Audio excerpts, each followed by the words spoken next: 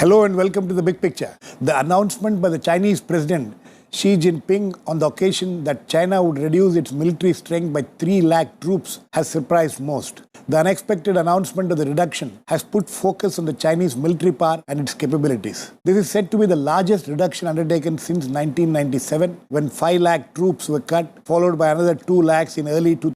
Why is China indulging in such massive troop reduction? What is the signal it is trying to send out? How would it affect its capabilities? And how India looks at this reduction of troops, and if there would be any similar pressure on India also. Dr. Sreeram Chaulia, Professor and Dean, Jindal School of International Affairs, the message is being sent to America. Well, the pivot has not actually been executed as well as the Americans would have wanted and as much as the Chinese were fearing.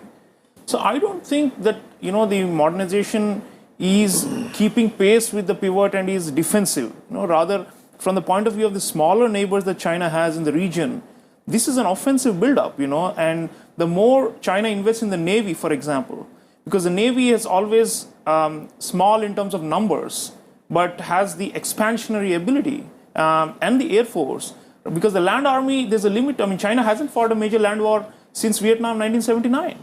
Right. So if you look at it from the point of view of the smaller neighbors, this modernization, even the troop reduction, can be seen as threatening, and they need to prepare for potential, enhancement of the naval capabilities of China.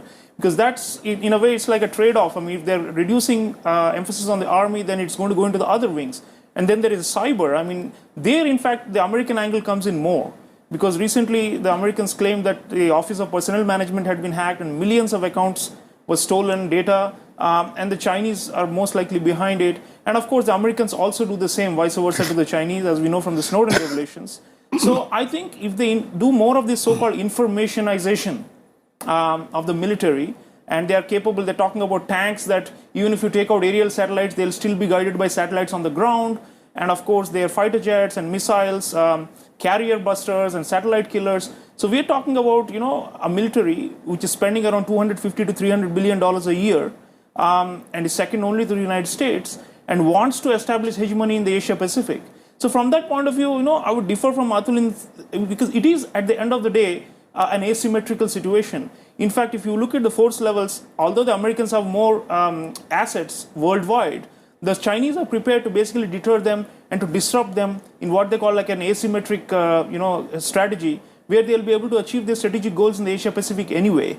So, be it reunification of Taiwan, be it, deterring Vietnamese or the Filipinos, and of course, there's always a question of what they'll do in the Indian Ocean as they expand. So, I would look at it, this rearrangement, internal rearrangement that they're doing, eventually will have, major threat perceptions and raise threat perceptions in the region.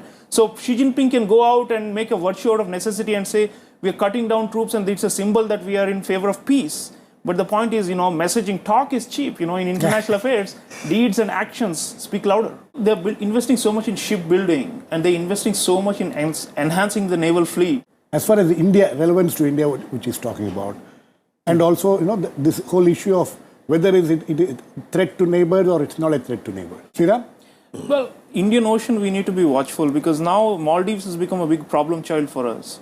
That's where the Chinese are, mixing civilian and military tactics and trying to essentially establish themselves.